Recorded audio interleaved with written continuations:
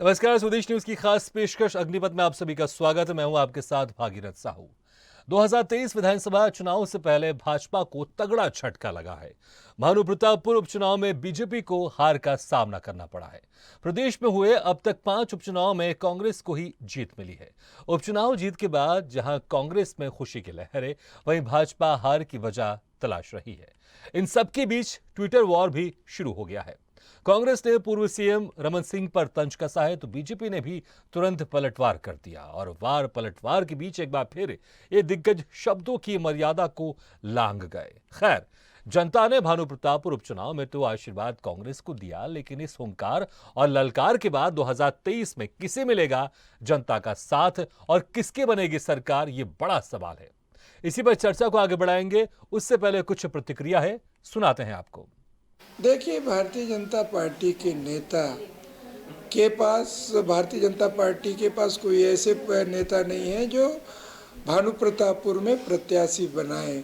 ऐसे जो दुराचारी व्यक्ति को भारतीय जनता पार्टी ने वहाँ प्रत्याशी बनाया और उसको बचाने का काम भारतीय जनता पार्टी के छत्तीसगढ़ के एक कद्दावर नेता ने तत्कालीन मुख्यमंत्री जो झारखंड के थे उनको फ़ोन करके उनको उनके केस को दबाने का प्रयास किया था, मगर वहाँ की पुलिस जागरूक है और देर सवेर उनके ऊपर कार्रवाई करेगी और आने वाले दिनों में दूध का दूध पानी का पानी हो जाएगा और ऐसे नेताओं को कभी बख्शा नहीं जाएगा। भानु प्रतापपुर के बाद जीत में कांग्रेस अपनी प्रतिक्रिया व्यक्त कर रही है, मगर मुझे लगता है कि ये चुनाव और इस चुनाव में तो देखना होगा जिस तरह से भानु प्रतापपुर के उपचुनाव में कांग्रेस को जीत मिली है। दोनों पार्टियों ने, कांग्रेस ने, बीजेपी ने अच्छा खासा प्रसार किया, लेकिन कांग्रेस यहां पर बाजी मार गई और अपनी सीट को, अपने गढ़ को बचाने में कामयाब रहे। देखना होगा 2023 में इसका असर क्या होगा जब विधानसभा चुनाव होंगे।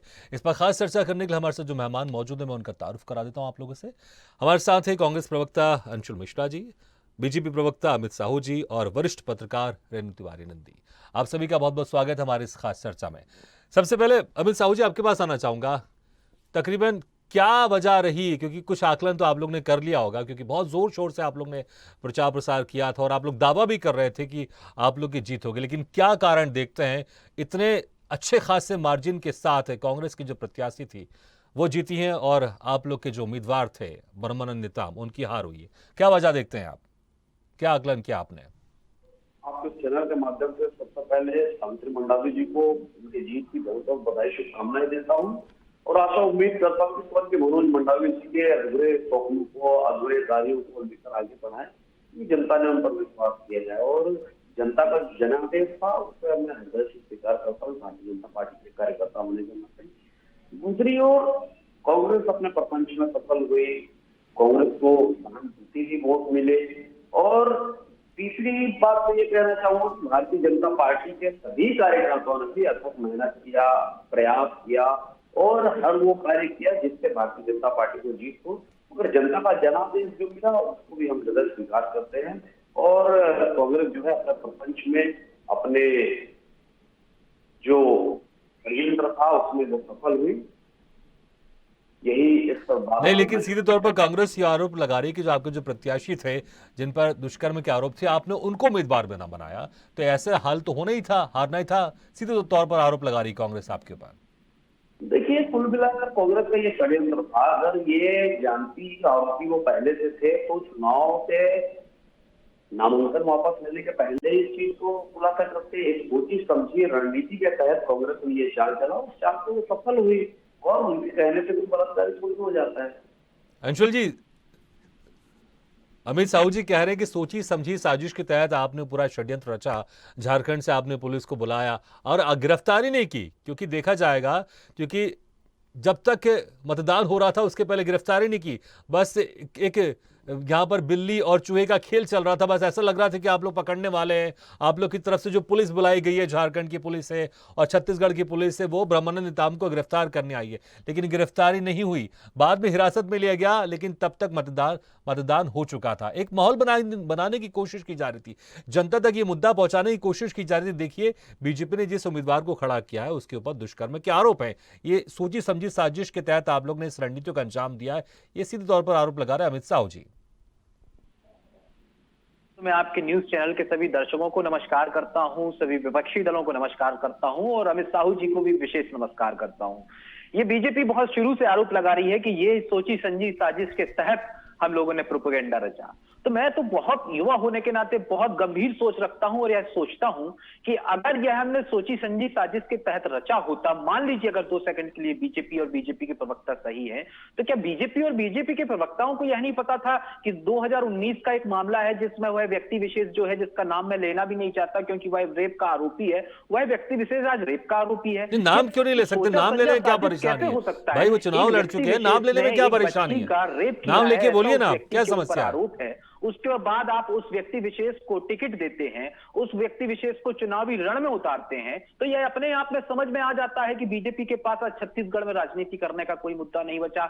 एक बात। दूसरी बात, हम चुनाव क्यों जीते? हम चुनाव सिर्फ इसलिए जीते कि पिछले 4 वर्षों में हमने जो भी कार्यक्रम किए हैं, नया छत्तीसगढ़ को गढ़ने का जो भी काम किया है, वह आदिवासी भाई जो हमारे रहते हैं, वनांचल में जो रहते हैं, उनको केंद्रित रखते हुए काम किया है। चाहे वो तेंदुपत्ता की बात हो, चाहे कोंडू कुटकू की बात हो, चाहे उनके आरक्षण की बात हो, या चाहे अन्य मुद्दे हो। बहुत सारी बातें हैं जिसको बताते बताते रात गुजर जाएगी। मेरी सलाह है युवा होने के नाते कि बीजेपी को आत्मचिंतन करना चाहिए, क्योंकि ये पूरे छत्तीसगढ़ में एक माहौल यह बन चुका है कि जिस व्यक्ति विशेष के ऊपर जितना बड़ा आरोप होगा, जितना बड़ा समस्या का आरोप होगा, रेप का आरोपी होगा, चोर का आरोपी होगा, किसी भी प्रकार का आरोपी होगा, बीजेपी में उसको इतना बड़ा पद मिलेगा, इतने बड़े टिकट मिल जाएंगे। तो अगर स्वस्थ लोकतंत्र बनाना है, स्वस्थ जमहूरियत बनाना है, नए नए नेताओं को उभार कर लाना है, तो इस प्रकार के व्यक्ति विशेषों को दूर रखना पड़ेगा। कांग्रेस के ऊपर या अन्य दलों के ऊपर आपको प्रश्नवाचक चिन्ह नहीं लगाना पड़ेगा, आपको आत्ममंथन करना पड़ेगा। अमित साहू जी भी ये जानते हैं कि 2019 से वह व्यक्ति विशेष आरोपी है, तो उन्हें अपनी इस बात को रखना चाहिए, क्योंकि कैडर बेस पार्टी वो खुद ही कहते हैं, लोकतांत्रिक पार्टी वो खुद ही कहते हैं। अमित साहू जी मुझे बता दें कि उनने पटल पर इस बात को कब रखा कि यह व्यक्ति विशेष जो है वह रेप का आरोपी है, इसे टिकट नहीं देना चाहिए। मुझे ऐसा लगता है कि शायद साहू जी इनके पास किसी भी प्रकार का कोई ऐसा नेता बाकी नहीं बचा था, क्योंकि जो छत्तीसगढ़ में जो काम ठीक है, लेकिन उसके बाद जिस तरह से आप लोग के नेता ट्वीट कर रहे हैं, व्यक्ति विशेष को टिकट ठीक है दिया, अंशुल जी, लेकिन अंशुल जी मेरी आवाज आ रही है आपको? उन्होंने सीधा अंशुल जी, मुझे आप सुन पा रहे हैं क्या? मुझे आप सुन पा रहे हैं आप अंशुल जी? चलिए, लगता है मेरी आवाज आप तक नहीं पहुंच पा रही है। हम कोशिश करते हैं कि मेरी आवाज आप तक पहुंचे।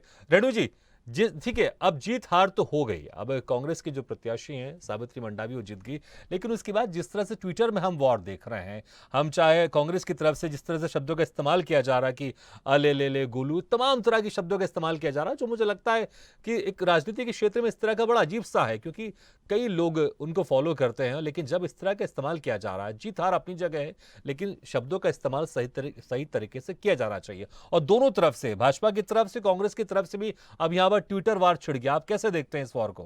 क्या इस तरह के शब्द जायज है? तो मुझे तो नहीं लगता है कि इस तरह के शब्दों का इस्तेमाल किया जाना चाहिए। बड़ा ही छोटा और इस तरह के ट्वीट लग रहे हैं जो मैं देख रहा हूं, पढ़ रहा हूं।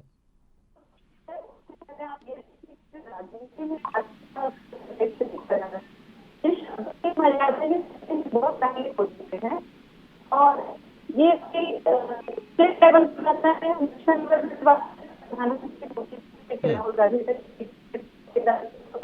रेणु जी, थोड़ी सी समस्या हो रही है, आपकी आवाज प्रॉपर नहीं आ पा रही है। हम कोशिश करते हैं कि आपकी आवाज थोड़ी सी प्रॉपर आए। जी, कुछ कहें आप? नहीं, थोड़ी समस्या हो रही है। हम कोशिश करते हैं, थोड़ा कुछ लगता है कनेक्शन में प्रॉब्लम है, उसको हम ठीक करते हैं। अंशुल जी, मेरी आवाज सुन पा रहे हैं प्रॉपर आप? बिल्कुल। ठीक है अंशुल जी, ठीक है। मैं चाह रहा था कि आखिर शुरुआत में पहले कम से कम ये पूछ लूं कि हार का कारण क्या है, जीत का कारण क्या है, लेकिन अब हार जीत हो चुकी है। लेकिन उसके बाद जिस तरह से ट्विटर वॉर शुरू हो गया है और आप लोग की तरफ से बड़ा अजीब तरह से ट्वीट किया जा रहा है, अगर मैं उसको पढ़ूं भी, कांग्रेस ने जो ट्वीट किया है, अले ले ले गोलू कहाँ गई हुंकार और ललकार, मतलब ये क्या है? आप लोग की सरकार है छत्तीसगढ़ में और आपको लगता नहीं कि बहुत निम्न स्तर में जाकर ही ट्वीट किया जा रहा है? क्यों? आखिर इसकी जरूरत क्या? जीत गए भैया, आप लोग जीत गए तो बड़ा दिल रखिए। साहू जी, हमारा बहुत बड़ा दिल है और कांग्रेस एक ऐसी पार्टी है जो जीवंत पार्टी है। मतलब बहुत पहले की भी पार्टी है, आज की भी पार्टी है और भविष्य की भी पार्टी रहेगी। मैं तो यह कहता हूं कि जिस चश्मे से लोगों को कांग्रेस को देखना है, उस चश्मे से कांग्रेस आपको दिखती हुई नजर आएगी, ऐसा मैं समझता हूं। मैं आपको थोड़ा सा इतिहास में ले जाना चाहता हूं। आदरणीय पूर्व मुख्यमंत्री जी रमन सिंह जी जब जाते हैं और जाते हुए विशाल जनसभा लेते हैं और यशस्वी मुख्यमंत्री आदरणीय भूपेश बघेल जी को आप मुसवा कहते हैं, आप किस प्रकार की राजनीति कर रहे हैं? आप एक जो व्यक्ति जनता द्वारा चुना गया है, जो 2.5 करोड़ छत्तीसगढ़ मतारी के पुत्रों का पुत्रियों का प्रतिनिधित्व करता है, आप उसको मुसवा कहते हैं? आप किस प्रकार का बात करते हैं? यह पहले ये सोची समझी नहीं, ये तो मैं पूछूंगा, ये तो मैं अमित साहू जी से पूछूंगा कि आप इस तरह के शब्दों का इस्तेमाल क्यों कर रहे हैं, लेकिन जिन शब्दों का इस्तेमाल आप कर रहे हैं, जो ट्वीट करो उस पर आप अपने ट्वीट पर जवाब दीजिए ना। इन्होंने जो ट्वीट किया मैं इनसे पूछूंगा, अमित साहू जी से पूछूंगा मैं, आप क्यों इस तरह से ट्वीट कर रहे हैं, बताएं आप। महोदय, मैं ट्वीट की बात नहीं बता रहा हूं, मैं जनसभा की बात बता रहा हूं। जनसभा में उन्होंने इस प्रकार का बयान दिया और मैंने अभी कहा ना कि व्यक्ति विशेष जिस चश्मे से देखना चाहेगा कांग्रेस उस चश्मे से देखने की तैयार है, क्योंकि यह आधुनिक कांग्रेस हो चुकी है। आप जिस प्रकार का प्रश्न करेंगे उस प्रकार का जवाब मिलेगा, जिस रण में आप खड़े रहेंगे उस रण में। ठीक है, तो मतलब आप ये कह रहे हैं कि छत्तीसगढ़ कांग्रेस जिस तरह से बीजेपी ट्वीट करेगी वैसे रिप्लाई आप भी करेंगे, आप ये कह रहे हैं? मैं ये कह रहा हूं कि छत्तीसगढ़ में आज बीजेपी के पास खिसियानी बिल्ली खंबा नौचे की तरह हालत हो चुकी है। ट्वीट की बात कर रहा हूं, मैं उन शब्दों का इस्तेमाल कर रहा हूं और आप फिर दूसरी तरफ जा रहे हैं। ठीक है, चलिए, मैं आपको ट्वीट का ही बता रहा हूं कि छत्तीसगढ़ में बीजेपी के पास राजनीति करने का तो कोई मुद्दा नहीं बचा है। अब वो उन्हें अपने आप को जिंदा रखने के लिए किसी भी प्रकार के, ठीक है, वो तो विपक्ष है, वो विपक्ष इस तरह से ट्वीट कर रहे हैं, आपके पास तो बहुत सारा काम है ना करने के लिए। पूरा छत्तीसगढ़ में आपको देखना, आपके पास तो बहुत सारा काम है, अभी 1 साल बाकी है। आप लोग ये सब ट्वीट के चक्कर में क्यों फंस रहे हैं? इस तरह के शब्दों का इस्तेमाल क्यों कर रहे हैं कि अगर कोई पढ़ेगा तो बड़ा अजीब सा लगेगा, ऐसा लगेगा बड़े निम्न स्तर के ट्वीट किए जा रहे हैं। ठीक है, नहीं सर, ये निम्न स्तर का ठीक है, नहीं ठीक है रेणु जी, जिस तरह के ट्वीट आपने भी पढ़े होंगे, चाहे वो बीजेपी की तरफ से, कांग्रेस की तरफ से, हो गया मतदान, हो गया मतगणना, हो गई, कांग्रेस के जो उम्मीदवार है वो जीत गए, लेकिन बड़ी पार्टी है, कांग्रेस की सरकार है, बीजेपी बड़ी पार्टी, कम से कम इस तरह के ट्वीट तो नहीं चलने चाहिए ना। मतलब ऐसा लग रहा है कि वो जो गली में जो दो लड़के रहते हैं, अगर आपस में लड़ाई हो जाए तो जो शब्दों का इस्तेमाल करते हैं उस तरह का ट्वीट वार चल रहा है कि तूने ऐसा क्यों किया, तूने वैसा क्यों किया। बड़ा अजीब सा लग रहा है, ये इतनी बड़ी दो राजनीतिक पार्टियां हैं इस तरह के ट्वीट कर रही हैं। जी, मेन चीज है कि ये शब्दों की मर्यादा दोनों पार्टी हो चुकी है और इसकी जो पहल अगर हम देखा जाए तो यहाँ पे पहल जो किया है वो कांग्रेस पार्टी ने किया है। सबसे पहले कांग्रेस पार्टी ने जो पूर्व मुख्यमंत्री रमन सिंह का एक विजुअल था उसको उन्होंने अपना मुद्दा बनाया कि ये जिस तरीके से कहते थे कि ये उपचुनाव में जीत के आएंगे और उनके जो आम चुनाव मतलब चुनावी भाषण के दौरान जो उन्होंने स्टेटमेंट दिया था उसको लेके कांग्रेस ने पहल किया है। उसके बाद बीजेपी की तरफ से भी जो, क्योंकि बीजेपी सेल भी यहाँ पे काफी एक्टिव है, तो बीजेपी सेल ने ये शुरुआत करी कि ये मतलब थोड़े से गंवारों वाले जो लैंग्वेज होते हैं वो दोनों की तरफ से आए हैं और मुझे लगता है कि दोनों एक बड़ी राजनीतिक पार्टी, राष्ट्रीय स्तर की पार्टियां हैं, तो इन्हें इन शब्दों की मर्यादा का ध्यान रखना चाहिए। बिल्कुल, इसमें कोई शक नहीं, क्योंकि मैं भी ट्वीट पढ़ रहा हूं तो मुझे बड़ा अजीब सा लग रहा है कि ये किसी दो राष्ट्रीय पार्टियां ने इस तरह के ट्वीट कर रही हैं। अमित साहू जी, बीजेपी जी, मैं एक चीज बोलना चाहूंगी कि बीजेपी ने तो यहाँ तक कहा कि मतलब एक वर्ड होता है मुसलचंद, मुसलचंद का मीनिंग ही होता है गंवार शब्द। मैं अपने शब्द से गंवार नहीं बोल रही हूँ, मैं बता रही हूँ आपको कि बीजेपी इस स्तर तक गिर के वो उन्होंने कांग्रेस के लिए स्टेटमेंट दिया है और वो आप लिखित में कर रहे हैं, ट्विटर आपको पूरे वर्ल्ड में देखते हैं, बिल्कुल, तो आपको एक राजनीतिक पार्टी को इन चीजों की तरफ में ध्यान देना चाहिए। अमित साहू जी, मुझे बताइए, आप लोग अगर देखा जाए तो इस वक्त अभी बड़ी पार्टी है, केंद्र में आपकी सरकार है, अच्छी खासी पूर्ण बहुमत के साथ आपकी सरकार चल रही, कई राज्यों में आप लोग की सरकार है। अगर एक चुनाव हार गए आप लोग, तो कोई अगर ट्वीट करता है आपके बारे में तो आप इस तरह से ट्वीट करेंगे, इस तरह के शब्दों का इस्तेमाल करेंगे? मुझे तो नहीं लगता कि अगर नरेंद्र मोदी से पूछे, अमित शाह से पूछे और बताए कि हम किस तरह से जो प्रदेश बीजेपी वो ट्वीट करें, तो मुझे लगता है नरेंद्र मोदी और अमित शाह भी शायद इस तरह के ट्वीट से मना कर दें। तो फिर ऐसा ट्वीट क्यों कर रहे हैं आप लोग? अगर हार गए हैं उसको स्वीकार कीजिए। अगर कोई ट्वीट आपके बारे में कर भी रहा, मैं तो कह रहा हूं, तो उसको अच्छे से भी तो रिप्लाई कर सकते ना, इस तरह के शब्दों का इस्तेमाल नहीं करके मुसलचंद जैसे वगैरह वगैरह तमाम तरह के। देखिए, भारतीय जनता पार्टी कभी सिद्धांत विहीन नहीं होती, पर आज के समय में कांग्रेस जो है सिद्धांत विहीन हो चुकी है और हमने तो सिर्फ क्रिया की प्रतिक्रिया दी है, क्रिया तो किया नहीं है। अब जिस प्रकार से कांग्रेस कहेगी उस हिसाब से उसको जवाब भी तो देना पड़ेगा। और कांग्रेस जब किसी अमित साहू जी, हमारा देश गांधी का देश है, हमारे देश में ये कहा जाता है अगर कोई एक थप्पड़ मार रहा है तो दूसरा गाल आगे कर दीजिए, ये बच्चों को सिखाया जाता है, और आप कह रहे हैं कि जैसा वो ट्वीट करेंगे हम भी वैसे ट्वीट करेंगे। तो ये देशवाद कुछ तो होना चाहिए ना, राष्ट्रीय पार्टी है, कुछ तो बदलाव होना चाहिए। ऐसा थोड़ी होगा कि सामने वाला गाली बक रहा है तो हम भी गाली बक देंगे, ऐसा थोड़ी होगा। और कुछ शब्दों का इस्तेमाल तो सही तरह से होना चाहिए ना, जवाब देने का तरीका तो हो सकता है। हो सकता है और होगा ही, क्योंकि जो जैसा क्रिया कांग्रेस की तरफ से हुआ वैसा प्रतिक्रिया हमारे भी जंगल से हुआ है, बराबर जवाब उनको दिया गया है। देखो, हम हार गए, हमने हृदय से स्वीकार किया, जनता के जनादेश का सम्मान किया हमने, और हमारे सारे नेताओं ने तो बधाई स्वयं दी कांग्रेस के विजयी प्रत्याशी अभिमन्यु मंडावी जी को। ये सिद्धांत तो हमारे अंदर है कि भाई आज कांग्रेस जीत गई तो भाई उसका सम्मान है, जीते हुए प्रत्याशी, चुने हुए प्रत्याशी, हमने सम्मान किया तो शुभकामनाएं दी उनको। अगर कांग्रेस तरहीन होकर काम करेगी तो फिर उसको जवाब देना ही पड़ेगा। रेणु तिवारी जी, रेणु जी, मैं जैसा भी जिक्र कर रहा था ऐसा लग रहा है जैसे कि गली में दो लड़के हों और एक दूसरे पर वो आरोप लगा रहे हैं, प्रत्यारोप लगा रहे हैं, छीटाकशी कर रहे हैं और जो गली मोहल्ले की लैंग्वेज होती है उन शब्दों का इस्तेमाल कर रहे हैं। डिबेट में भी देखिए यहाँ देखने को मिल रहा है। अगर हम चाहे कांग्रेस प्रवक्ता अंशुल मिश्रा की बात करें, वो भी कह रहे हैं कि अगर बीजेपी जैसा करेगी हम भी वैसा करेंगे। अमित शाह भी कह रहे हैं कि वो जैसा करेंगे हम भी वैसे ही करेंगे। मतलब कोई झुकने को तैयार नहीं, कोई ये नहीं कह रहा है कि नहीं हम ऐसे नहीं है। अगर हमें कुछ बुरा भी बोलेगा तो हम उससे बुरा नहीं बोलेंगे। तो ये ट्विटर वॉर की जगह डिबेट में भी दिखाई दे रहा है। आप सोचिए कि अगर इस तरह से दोनों प्रवक्ता बात कर रहे हैं तो ट्विटर वॉल में कितने सारे लोग फॉलो करते हैं आपको। लोगों के बीच में क्या इमेज आएगी? मतलब क्या आप राजनीतिक पार्टी को अपनी इमेज का कोई मतलब नहीं, बस जवाब देने से मतलब है, या फिर उनको लगता है कि जो उनके फॉलोवर है उनको वो इसी तरह की चीजें पसंद करते हैं? आप देखिए साहू जी, अगर मैं बात करूं कि ट्विटर वार की या शब्दों की मर्यादा की, तो ये जो अमित जी हैं और अंशुल जी हैं, मुझे लगता है बहुत यंग नेता हैं।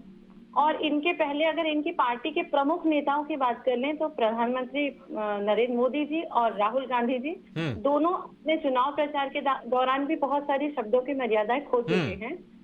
कभी किसी को पप्पू कहा गया है तो कभी किसी को चौकीदार चोर भी कहा गया है। तो इन चीजों को लेके जिस तरीके से डिबेट के दौरान भी दोनों पार्टी प्रवक्ता इस चीज को एक्सेप्ट कर रहे हैं कि नहीं, अगर हमारे साथ कोई कुछ करता है तो हम भी ऐसा करेंगे। तो अभी ये चुनावी दौर है, चुनाव का जब माहौल शुरू हो रहा है तो अभी ये चुनावी दौर पे ये सारी चीजें बहुत कुछ देखने मिलेगी। और मुझे लगता है कि एक बड़ी पार्टी है, दोनों राष्ट्रीय स्तर की पार्टी है, तो इन शब्दों के तरफ में चुनाव में ध्यान देना चाहिए कि इन शब्दों को लेके जनता के बीच में भी बहुत एक गलत मैसेज जाता है। क्योंकि जनता मूर्ख नहीं है। अभी चुनावी परिणाम के दौरान आप लोगों ने देखा होगा कि जनता मूर्ख नहीं है। तो जनता को समझने के लिए हमारे पास में इस तरीके के लैंग्वेज का इस्तेमाल नहीं करना चाहिए। बिल्कुल, इसमें कोई शक नहीं। अंशुल जी देखिए, चलो मैं एक तरफ ये मान भी लूं कि जब तक चुनाव होना है, जब तक मतदान होना है, दोनों पार्टी एक दूसरे पर गंभीर आरोप लगाती है और तरह तरह के शब्दों का इस्तेमाल होता है। लेकिन चुनाव खत्म हो गया, मतगणना हो गई, आपकी पार्टी की प्रत्याशी जीत गई है, उसके बाद इसकी क्या आवश्यकता है? क्या आवश्यकता है इसकी, मुझे बताइए। अभी तो तकरीबन फिर से 1 साल के बाद अभी चुनाव होना बाकी है। अब तो नॉर्मल मोड में आ जाना चाहिए। संक्षेप में जवाब दीजिएगा, समय नहीं है। बिल्कुल सही कह रहे हैं साहू जी। और स्वस्थ लोकतंत्र में शब्दों की मर्यादा अति अनिवार्य होती है, यह हम और आप समझते हैं। लेकिन हमने किया क्या है उसको थोड़ा सा की आवश्यकता है। जब आदरणीय पूर्व मुख्यमंत्री जी हमारे मुख्यमंत्री को और आपके संक्षेप में मुझे बस ये बताइए कि आप एक्सेप्ट करते हैं कि अगर ये नहीं होता तो ज्यादा अच्छा होता, बस हाँ या ना?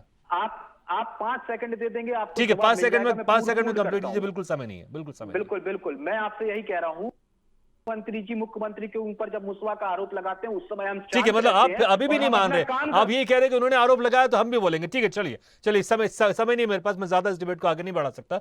लेकिन आप सभी का बहुत बहुत शुक्रिया, अंशुल जी, अमित जी और रेणु तिवारी जी, आपके बहुत बहुत शुक्रिया हमारे इस खास कार्यक्रम में चर्चा करने के लिए। तो चुनाव खत्म हो गया, लेकिन फिर भी हुंकार ललकार 2023 में किसकी सरकार, और ऐसा लग रहा है कि अभी चुनाव होने वाले फिर से 2023 में विधानसभा के, इसलिए ट्विटर वॉर भी शुरू हो गया। लेकिन समझना चाहिए, बड़ी पार्टियां, दोनों बड़ी पार्टियां हैं, इस तरह के शब्दों का इस्तेमाल नहीं करें, क्योंकि कई लोग, युवा लोग सोशल मीडिया से जुड़े हुए हैं, उन पर असर गलत जाता है और ऐसा लगता है कि हमारे जो भारत देश की राजनीति है वो किस तरह की ओर जा रही है, किस तरह के शब्दों का इस्तेमाल कर रही है। इसलिए दोनों पार्टियों को ध्यान रखना चाहिए।